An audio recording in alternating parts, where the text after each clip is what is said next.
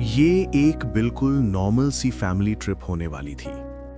अमन और रिया ने ये प्लान हफ्ते भर पहले बनाया था। शहर की भागदौड़, शोर और थकान से दूर कुछ सुकून के पल बिताने के लिए बस 4 लोग थे। अमन, उसकी पत्नी रिया, उनका बेटा आर्यन और बेटी मीरा। एक कार यात्रा, एक होटल में ठहरना और थोड़ी सी शांति। शाम ढलते ही वे घर से निकल पड़े। कार के अंदर हंसी मजाक चल रहा था। बच्चे स्नैक्स को लेकर झगड़ रहे थे। रिया फोन में होटल की डिटेल्स देख रही थी और अमन सड़क पर ध्यान लगाकर गाड़ी चला रहा था। धीरे धीरे शहर की चमकती लाइट्स पीछे छूट गईं। कार पहाड़ों की ओर बढ़ने लगी। तभी रास्ता बदल गया। रिया ने फोन रिफ्रेश किया। No network. नेटवर्क आ जाएगा, अमन ने कहा। जंगल है शायद। कुछ ही देर बाद कार एक पुरानी टनल के सामने रुकी। अंदर सिर्फ एक पीली सी लाइट टिमटिमा रही थी, जैसे कभी भी बुझ जाएगी। जैसे ही अमन ने कार टनल के अंदर बढ़ाई, उसके शरीर में एक अजीब सा एहसास दौड़ गया। छाती भारी लगने लगी, हाथ पसीने से भर गए। हवा बहुत भारी थी। इंजन की आवाज गूंज रही थी और फिर अचानक सन्नाटा। अमन ने रियर व्यू मिरर में देखा। एक पल के लिए उसे लगा जैसे कोई पीछे बैठा हो, उसे घूर रहा हो, लेकिन पीछे कुछ नहीं था। टनल से बाहर निकलते ही अमन ने गहरी सांस ली, जैसे बहुत देर से सांस रोके हुए हो। उसने रिया को कुछ नहीं बताया। उस रात वे होटल पहुंचे। एक छोटा सा बेहद शांत होटल। स्टाफ ने बिना किसी भाव के चाबियां पकड़ा दी। थकान इतनी थी कि सब सीधे सो गए। अगला दिन बिल्कुल नॉर्मल था। घूमना फिरना, तस्वीरें, हंसी।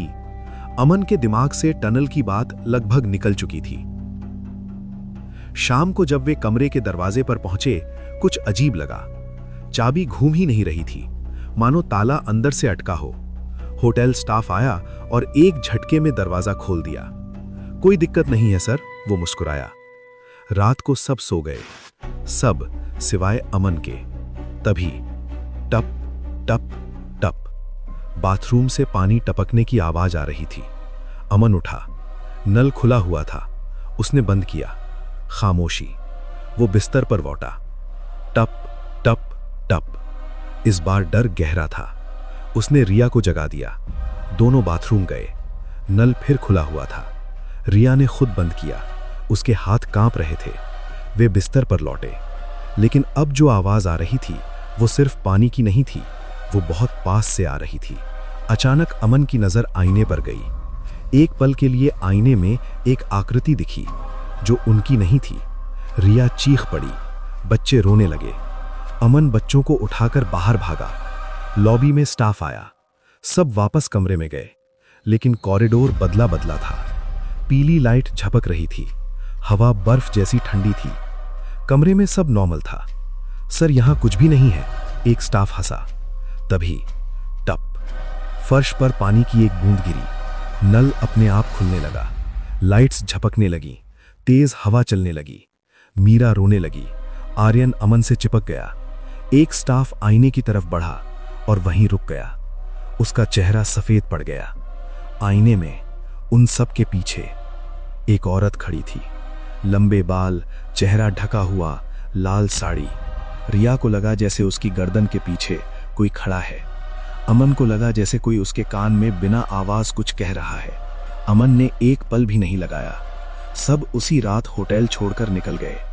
वापसी में वही अंधेरा, वही खामोशी और फिर वही टनल। टनल के अंदर जाते ही हेडलाइट झपकने लगी। अचानक कार के सामने वो औरत खड़ी थी, लाल साड़ी में। अमन ने जोर से ब्रेक मारा। कार चीख पड़ी। रिया चिल्लाई। बच्चे रोने लगे। अगले ही पल वहां कुछ नहीं था, सिर्फ खाली टनल। वे सीधे घर पहुंचे, सुरक्षित लेकिन बदले हुए। उस परिवार ने उस यात्रा के बारे में फिर कभी बात नहीं की। न उस होटल में लौटे, न उस टनल से दोबारा गुजरे, क्योंकि कुछ रास्ते सिर्फ आपको आगे नहीं ले जाते, वे आपके साथ वापस भी आ जाते हैं।